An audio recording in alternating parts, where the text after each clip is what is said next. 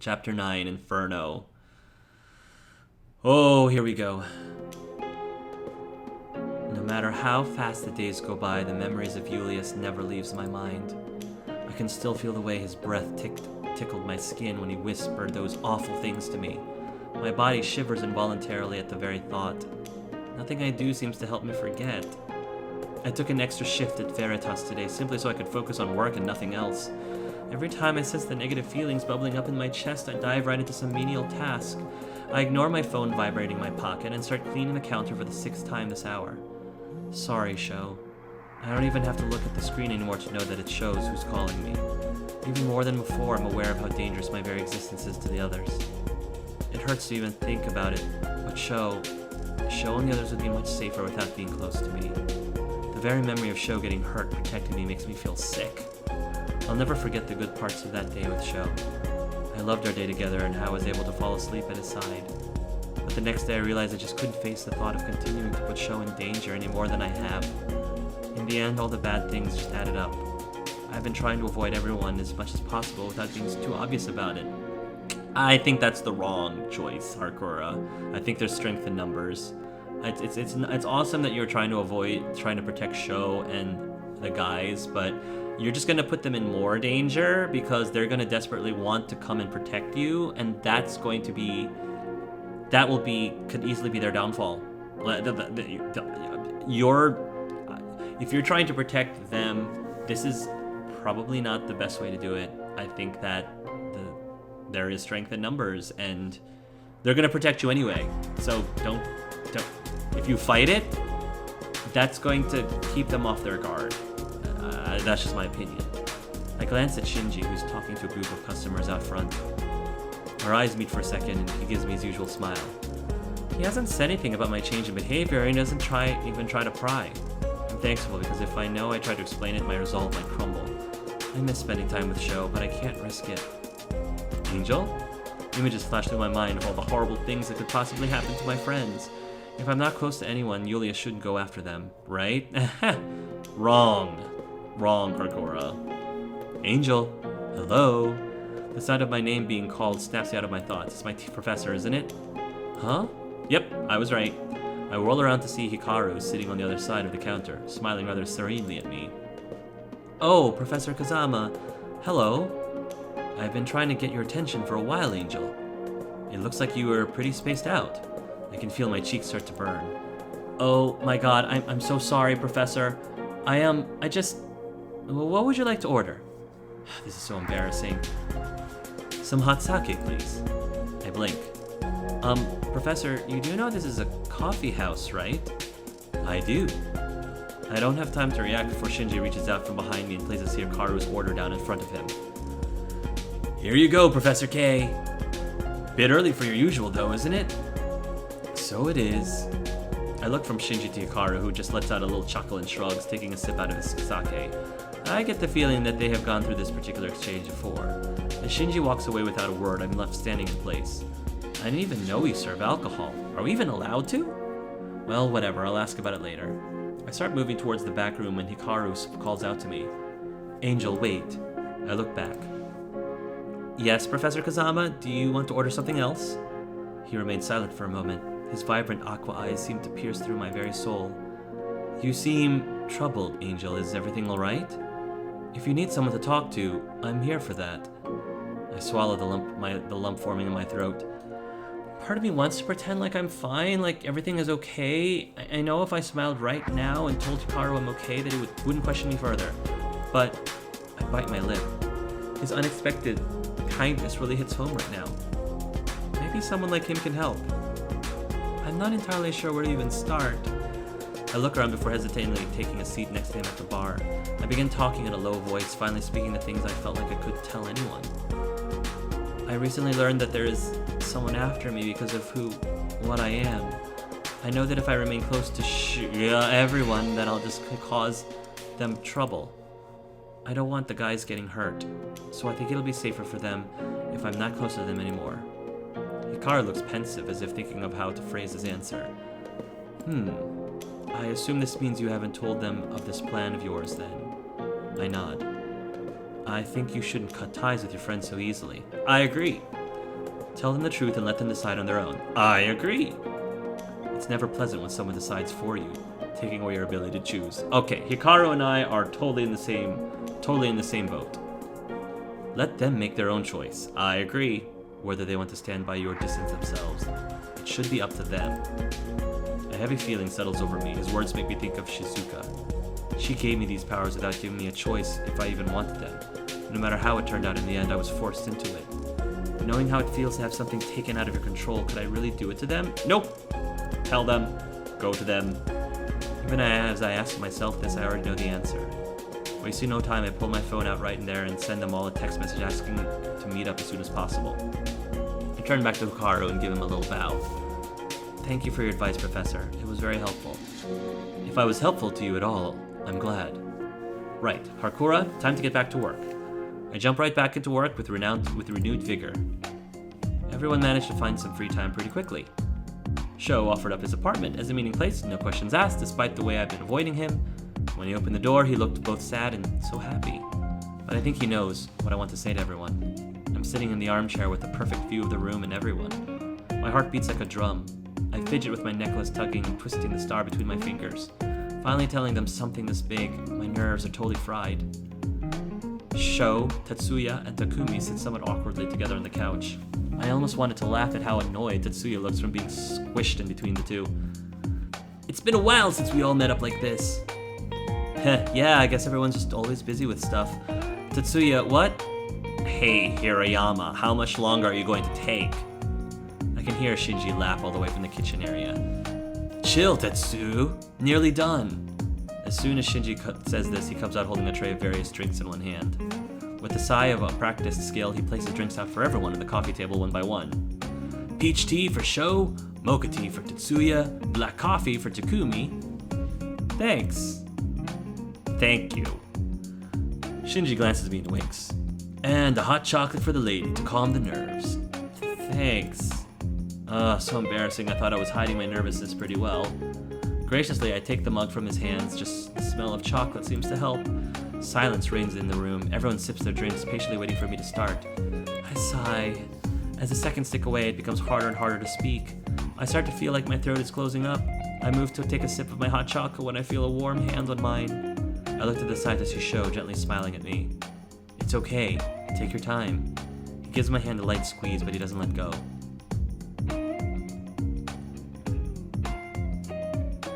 I'll just be blunt. Just cut to the chase. I'll just be blunt. Get it all out in one go. I take a deep breath. I'm not sure how to even say this, but I'm not real. I was created like some thing with alchemy, and I... What do you mean you're not real? You look as real as everyone else to me. Shou's grip on my hand tightens. I look at him and he seems a little unhappy with what I said. Ugh, where am I even going with this? Let me start again. I sigh. Shou gives my hand another gentle squeeze. Shou, I take a deep breath and start again. I called you all here to talk about my mother. My mother, she was an ancient sorceress and alchemist who was cursed with immortality and couldn't die for centuries. At least that's what she said. And I'm not... Shou gives my hand another squeeze. When I waver, I swallowed hard. I'm a homunculus. She told me that since she created me for a sole purpose of forcing that abhorrent curse onto me, along with her powers. I pause. The guys remain silent, but their expressions tell me that they are taking my words very seriously. Even still, they can't completely hide their shock from my words. Especially Takumi, who's staring at me in utter disbelief. That's actually how I became a sorceress. After the ritual she did, she disappeared, and now somehow a man called Julius found this out, and he's after me. I'm not sure what he wants to do ultimately, but the things he said... I can see Shou nod at me slightly at the corner of my eye. I already told him about Julius, so I know if anything he'll back me up. I look down at my hands. Last Saturday, Shou and I attended a ball. Julius was the host of this ball and he requested to dance with me. And while he did, he said that he wants to take my powers from me with a terrible ritual. He said the process involves stabbing me over and over with a dagger. But it doesn't matter because I'm not actually a person, just a doll pretending to be alive that some alchemist created. I stopped talking and it's almost like all the sound died in the room.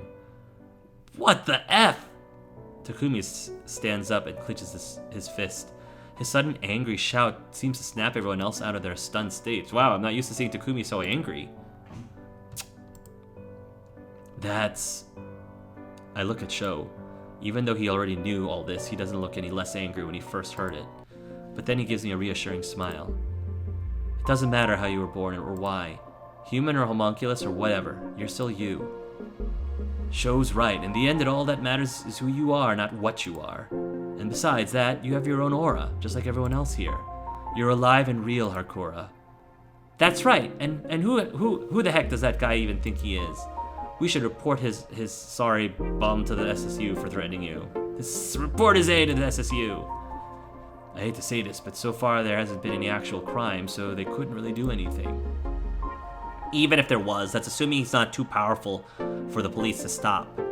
They all sigh.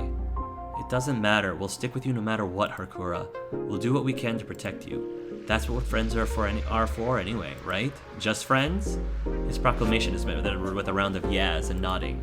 I can feel my lips twitch into a smile of my own. Even though I still can't get rid of the nagging feeling that something bad is going to happen, getting everyone's support immediately made me feel better. Encouraged by my reaction, it seems like the mood is lightened in the whole room. Takumi and Shinji glance at each other, then at us. Almost at the same time, they smirk. So how long are you going to keep holding Hakura's hand, Shou? Yeah, or is there something else you need to tell us? What, guys, come on! At their words, Shou lets go of my hand in a rush. I was just being a supportive friend. Oh, really? So it's all platonic, huh? Yes, we're just friends, nothing else is going on. Then why are you blushing? But no matter how they tease Shou, he remains adamant that there's nothing more than friendship going on between us.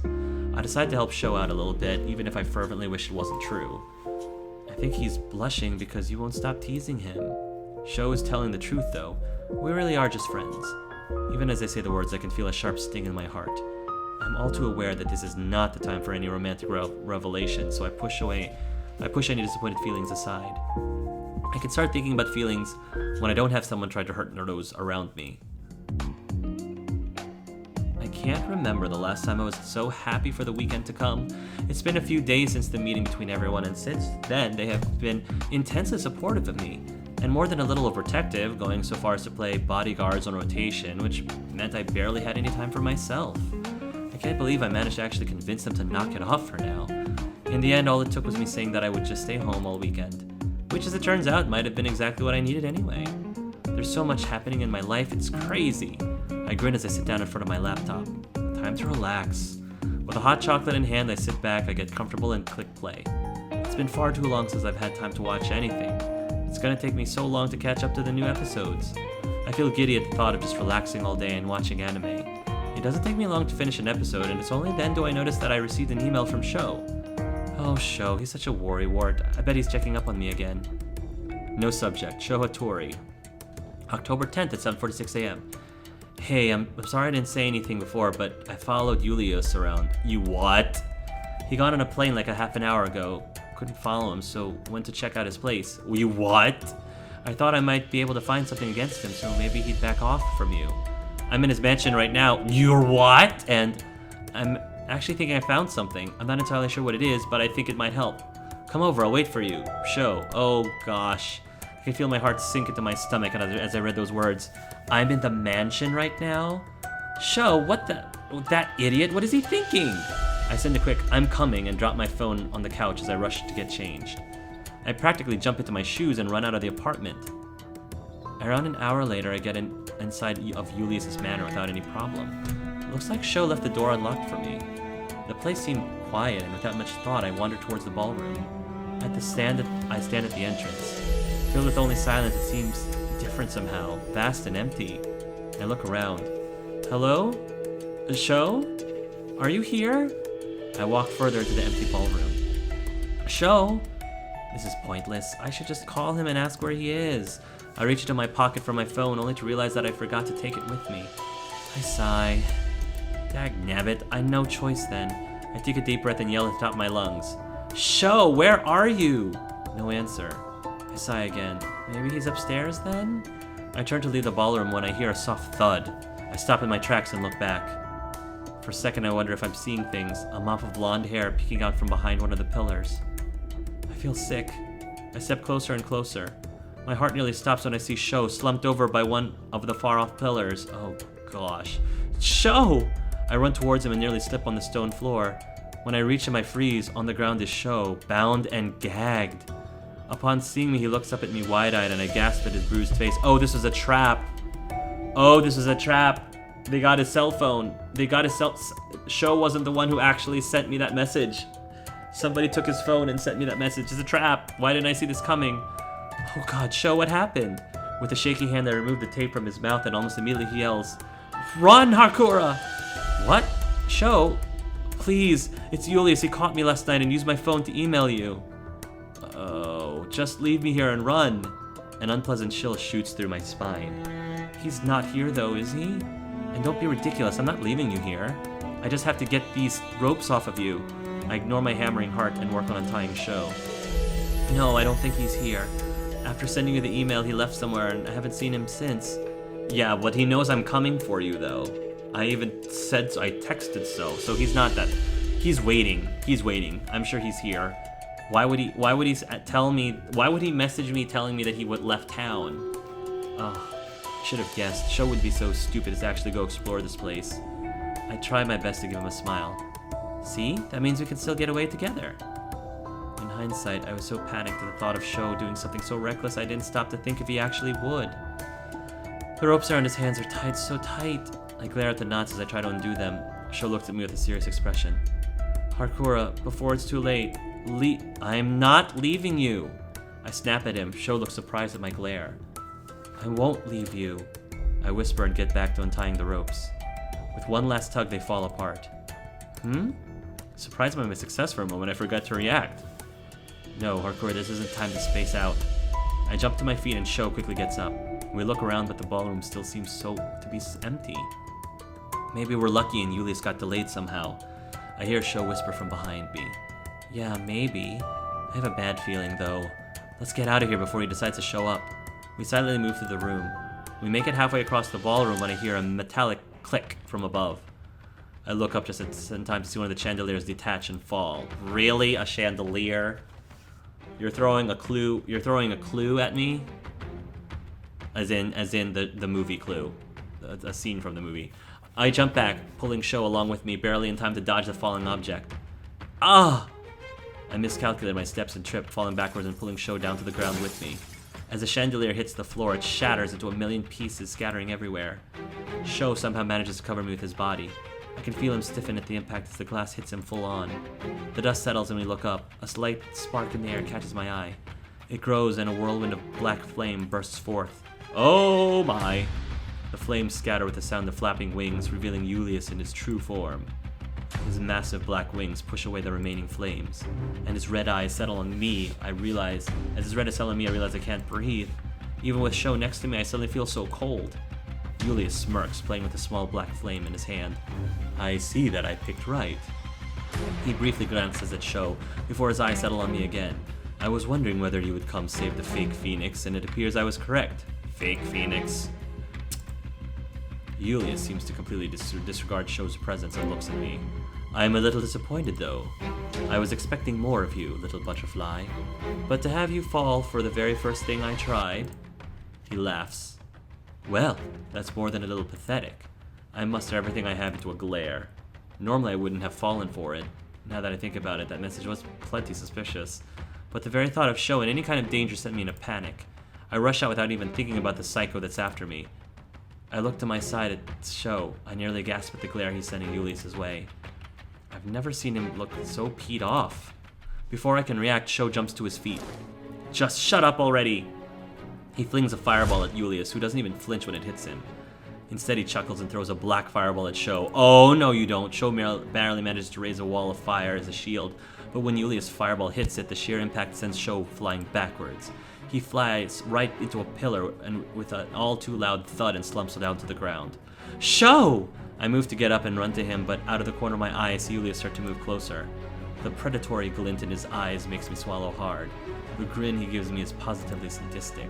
There's one thing I forgot to mention about how I'm going to take your powers. My darling butterfly, I need to break you, both mentally and emotionally, before I can take your powers. Break me? Oh, by hurting Shou. Oh, that is your worst mistake, dude. Shall I bind you? He glances at Shou. play with that little bird of yours right in front of you? Perhaps when I'm done with him, I'll go after your dear father and sister. I can't move. Oh, might you be surprised I know about them? I know everything about you, little butterfly. My subordinate made sure of that. Specifically, a lovely young lady with black hair. Might that ring a bell? No, she was...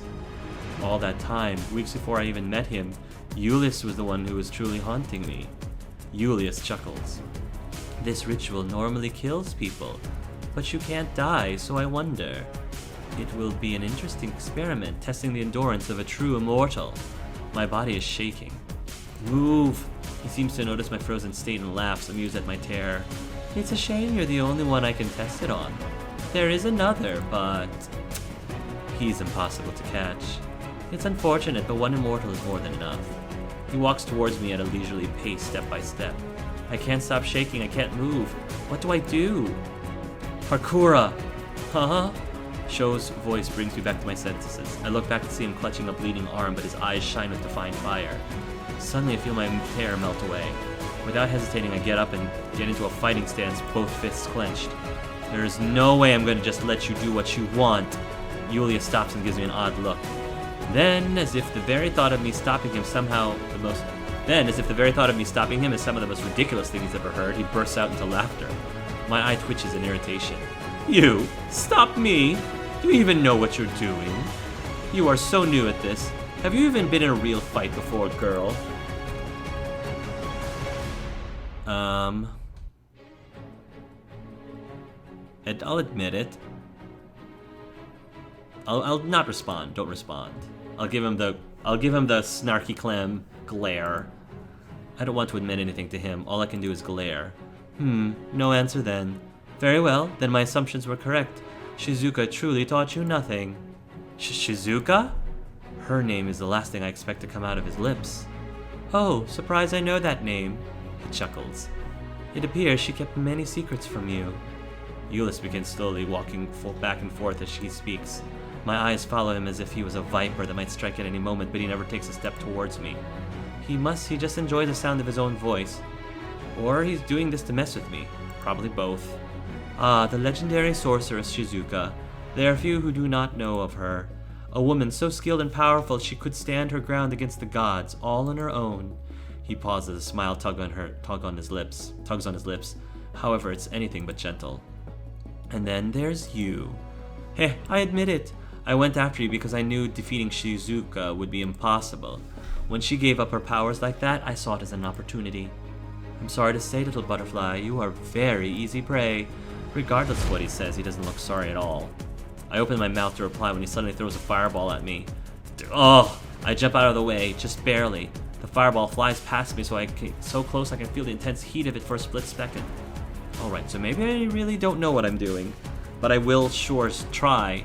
I stand with my feet firmly planted on the stone floor. I can do this! I grasp the gear crystal in my throat and focus everything I have to consciously call for my powers. Yes! I throw out my arms. Yes! Parkour power, make up! I throw out my arms and a barrier forms around me. Just a second before Julius throws another fireball at me. Though it was a direct hit, it simply dissipates when it hits my barrier. Nice! Undeterred, Julius throws fireball after fireball at my shield. 1, 5, 13, I start to lose count. Even though the continuous onslaught of fire, I notice Julius is no longer smirking. Even through the continuous onslaught of fire, I notice Julius is no longer smirking. He forms whips from his fire and continues to hit my barrier. Whip after whip, it seems to do nothing. My barrier holds strong. What's wrong? I thought I was easy. I throw in a snipe of my own at him, feeling a vicious sort of satisfaction at seeing him grow visibly annoyed. He sneers at me and lets the fire whips disappear. I briefly hope that he might give up, but the dangerous glint in his eyes sends a powerful chill through me. With a ferocious grin, he holds up his hands. I steel myself and focus on strengthening my barrier, not a moment too soon. A vortex of black fire completely surrounds me so that all I can see is fire. I can feel the pressure from all sides threatening to break my barrier. Oh boy. My arms start to shake. It's getting harder to hold up the barrier. I can feel the vortex slowly, lazily close around me. The force it creates is enormous. How do I even get out of this? I feel sick. My eyes dart around trying to find some weak point in the vortex, all while I try to stand. all while I desperately try to stand my ground against the crushing force. I can't see any weak points. My body shakes as the fear creeps over me steadily. It takes over my whole body. I close my eyes. What do I... Ah! A sudden yell and a crash interrupts my frantic thoughts. Immediately I feel the pressure disappear. I open my eyes and I see the vortex is gone. A little further ahead I see Julius crash into one of the pillars. Wait, was that Shou? I can only watch as part of it crumbles and buries him under the rubble. I let down my shield with a tired sigh. I look at Shou and see all of the guys are there with him. Even Hikaru is here, a little ways away, looking even more serious than usual. He's cautiously walking towards the pile of stone that Julius is covered under. They came! Shinji helps Shou up to his feet and continues to support him. Somehow I manage to find the strength to run to them. Shou, are you alright? Is it bad? Does it hurt? How badly are you hurt? I'm just a little beat up. I'm sorry I couldn't help fight. I bit my lip, holding back the countless apologies I want to make. As a distraction, I turn towards everyone else. Not that I'm not grateful, but how on earth did you guys know we were here? Oh, when I got home after work, I realized Shou was missing. I called everyone else, but no one had seen him in a while. We tried calling you, but you didn't pick up, so we all ended up meeting at your place. And, I sort of picked your lock. Sorry, but we found your phone and the message from Shou, and the rest wasn't hard to figure out. I don't know why I would have left my phone at home, but I'm now hardcore is glad that she did. Taku called me and we made our way here. I also thought it'd be a good idea to try and reach Professor Kazama to see if he could come along as well. Hikaru stands up from where he was crouching by Julius and walks over to us. It's a good thing I did. I had no idea you and Shou were involved in something so serious. Oh yeah, it's too bad you couldn't see it. We took the guy by surprise and Professor K blew him away straight into one of those pillars. Oh, so that's what happened. Thank you all so much. I can barely hold back the tears as I bow to them. Although I'm tempted to take a page out of Shou's book and just hug them all. I glance back at the pile of rubble and frown. Is he dead, then? From what I can see, he has a broken neck.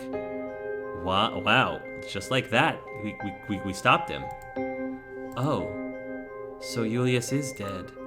I frown. An odd feeling comes over me, and I realize I'm a little underwhelmed. After everything he did to us, it's over so quickly? Yeah, this is making me suspicious. I suppose it's just how it is, unless he's a decoy, or he's a copy. Maybe he's a homunculus of the real... Yes, of the real Julius. 1 minute you're alive, and the next you're not. I briefly wonder if I had it in me to kill him myself, but I'm happy I don't actually have to find out.